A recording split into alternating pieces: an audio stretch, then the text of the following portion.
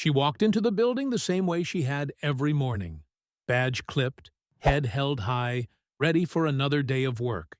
But this time, the ordinary routine turned into something far more dangerous. A single voice stopped her cold. A guard who should have let her through chose instead to question her right to even be there. What happened next wasn't just about one woman. It was about dignity, power, and the truth society tries to silence. The question is, when power is abused in plain sight, will we look away or finally see? It was supposed to be an ordinary morning. Maya, a young black woman in her late 20s, walked through the towering lobby of the government building she had worked in for years. Dressed in her usual black blazer, her ID badge clipped neatly at her chest, she carried herself with the quiet confidence of someone who knew she had earned her place. To her, this building wasn't just a workplace. It was a symbol of the countless hours of study, the sacrifices, the determination it had taken to rise above every barrier placed in her path. Colleagues often admired her discipline, but many never knew the full weight she carried.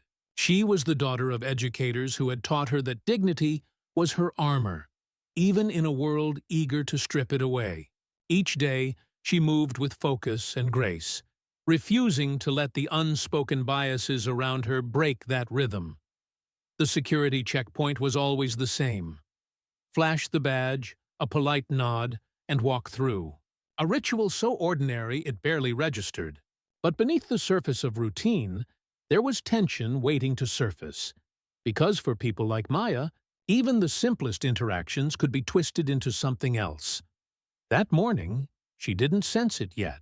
She couldn't know that the man stationed at the checkpoint, the guard with the sharp eyes and impatient posture, would soon decide she didn't belong.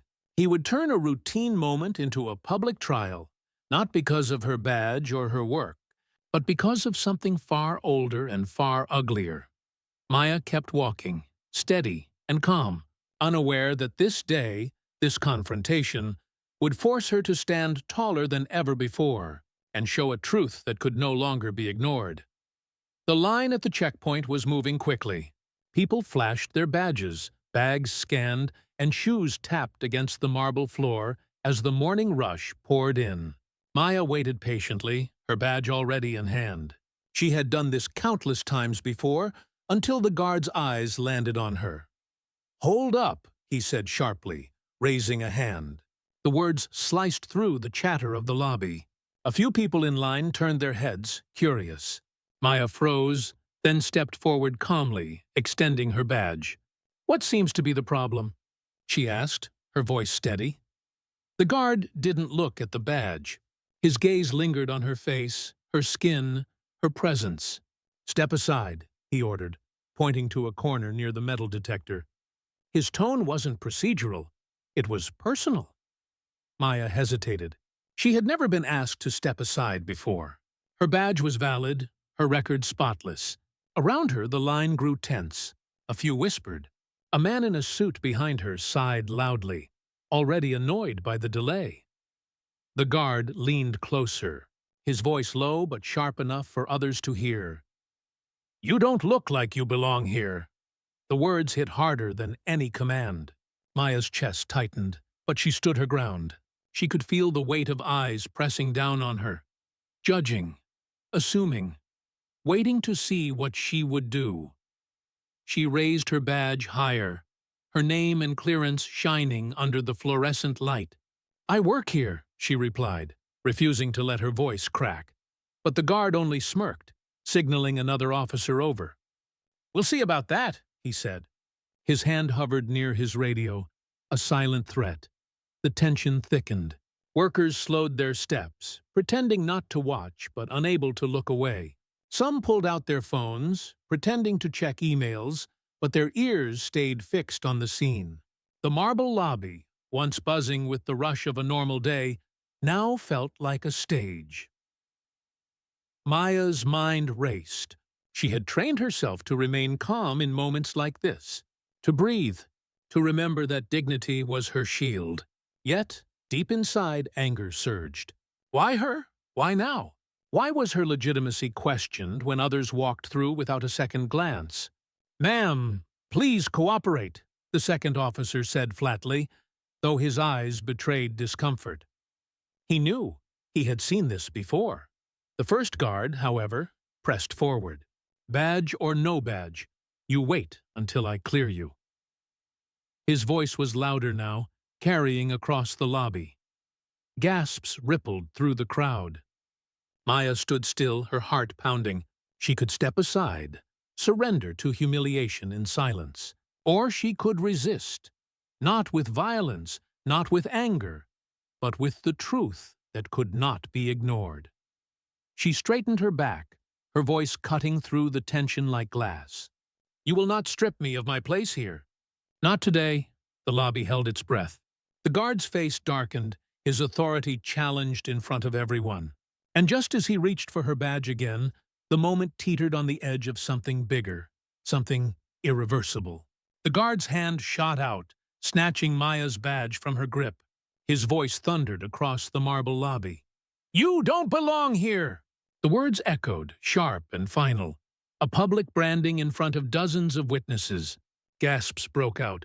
A woman in line whispered, "Is she being arrested?" Someone else muttered, "I knew it."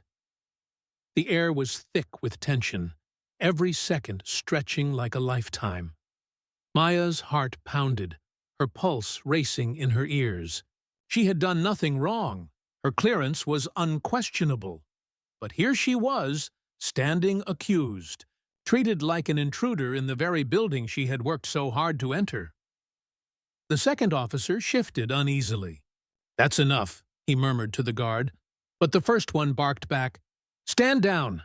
I'll handle this." His face was flushed with authority and anger, as if Maya's calm defiance had stripped him of control. In that moment, Maya could feel centuries of history pressing on her shoulders, the voices of those who had been silenced, humiliated, dismissed. She looked at the badge clutched in the guard's fist, then back at the crowd watching. Their eyes weren't neutral. They were measuring her, waiting to see whether she would shrink or rise. Her voice rang out, steady but powerful. "You may hold my badge, but you will not hold my dignity. I've earned my place here, and nothing you do can erase that." The lobby fell into silence. The guard froze, his authority shaken by the words that cut deeper than any command. A ripple moved through the crowd. Phones lifted, recording. Witnesses capturing the moment that had turned into something far bigger than a single confrontation. The man's grip tightened on her badge, but his hand trembled. For the first time, it wasn't Maya on trial. It was him. And as the cameras kept rolling, he realized there would be no undoing what the world had just seen. The silence in the lobby felt heavier than the slam of any gavel. Dozens of phones remained pointed toward the guard, his authority unraveling in real time. With trembling fingers, he finally dropped Maya's badge onto the desk, the clink of plastic against wood echoing like an admission of guilt. Maya picked it up slowly, her movements deliberate. She clipped it back onto her blazer, standing taller than she ever had. Around her, the crowd began to shift, not in hostility, but in recognition. Some nodded quietly. Others lowered their eyes, ashamed they had doubted her. The second officer stepped forward, his voice firm. "She's cleared. Let her through." For a moment, even he seemed to understand the weight of what had just unfolded. Maya walked past the checkpoint, her head high, every step carrying the strength of those who came before her. But the impact didn't stay in that lobby. The video of the incident spread quickly, sparking outrage, debate, and conversations across offices and homes. To some, it was just another example of systemic bias at work. To others, it was a wake-up call, proof that silence in the face of injustice was no longer an option. For Maya, the scar of that day would never fully fade. The humiliation, the fear, the exhaustion. It was all real. But so was the victory. She had not only claimed her space in that building, she had exposed a truth the world could not look away from. This wasn't just about one woman and one guard. It was about every moment when power tries to strip dignity, and every person who refuses to bow to it. And so the question remains, when the next challenge comes, will we stand by silently, or will we find the courage, like Maya, to overturn every expectation?